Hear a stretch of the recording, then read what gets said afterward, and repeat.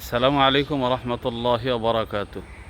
আলহামদুলিল্লাহ রাব্বিল আলামিন, আসসালাতু ওয়াসসালামু আলা আশরাফিল আমবিয়া ওয়াল মুরসালিন ওয়া আলা আলিহি ওয়া সাহবিহি আজমাইন। দূরে কাছে, দেশে কিংবা প্রবাসে, বিশ্ব জুড়ে বাংলা ভাষাভাষী মুসলমান ভাই এবং বোনেরা যে যেখান থেকে আমাদের কথাগুলো শুনছেন, সকলকে আন্তরিক মোবারকবাদ জানাচ্ছি। প্রিয় ভাই সব, আপনাদেরকে একটি হাদিস শোনাই। আল্লাহর হাবিব বলেন, বুনিয়াল ইসলাম আলা খমসিন, ইসলামের ভিত্তি 5টি জিনিসের উপরে। শাহাদাতু আল্লা ইলাহা ইল্লাল্লাহ ওয়া আন্না মুহাম্মাদুর রাসূলুল্লাহ, একথার সাক্ষ্য দেওয়া যে আল্লাহ ছাড়া কোনো মাবুদ নাই আর মুহাম্মদ সাল্লাল্লাহু আলাইহি সাল্লাম আল্লাহ তাআলার রাসূল। ওয়া ইকামাস সালাতি, নামাজ কায়েম করা। ওয়া ইতাইজ যাকাতি, যাকাত প্রদান করা। অল হাজ্জি, হজ করা। ও সৌমি রমজান, এবং রমজান মাসে রোজা রাখা। আপনারা নিশ্চয়ই প্রশ্ন করতে পারেন যে এরকম জানাশোনা একটি সহজ হাদিস আমি কেন বললাম। এর একটা কারণ আছে, যে আমরা অনেক সময় বলি যে ইসলামের বেনা 5টি বা ইসলামের ভিত্তি 5টি।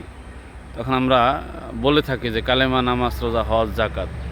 কালেমা, নামাজ, এরপরে নিয়ে আসলাম রোজা, যেটা সর্বশেষ ছিল। এরপরে হজ, এরপরে যাকাত। এখন কথা হলো এইভাবে যে আমরা বলি, এটা বলা জায়েজ আছে, বলা জায়েজ আছে, না জায়েজ না।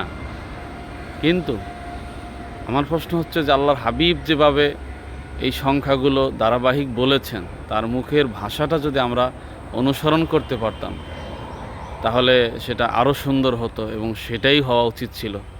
যেমন আল্লাহর হাবিব বলেন, প্রথমে ঈমানের সাক্ষ্য, এরপরে নামাজ কায়েম, এরপরে যাকাত, এরপরে হজ, এবং সর্বশেষ হচ্ছে রোজা।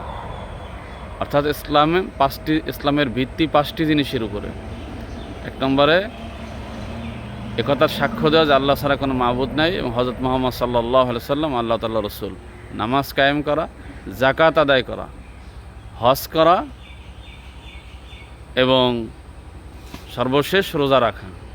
তাহলে কি হলো? কালেমা, নামাজ, যাকাত, হজ এবং রোজা। এভাবে বললে আল্লাহর হাবিবের মুখ থেকে যেভাবে ধারাবাহিক বের হয়েছে সেটা অনুসরণ করা হবে। আল্লাহ তাআলা আমাদেরকে বোঝার তৌফিক দান করো। হাযা মা ইনদি, আল ইলমু ইনদাল্লাহ। আসসালামু আলাইকুম ওয়া রাহমাতুল্লাহি ওয়া বারাকাতুহু।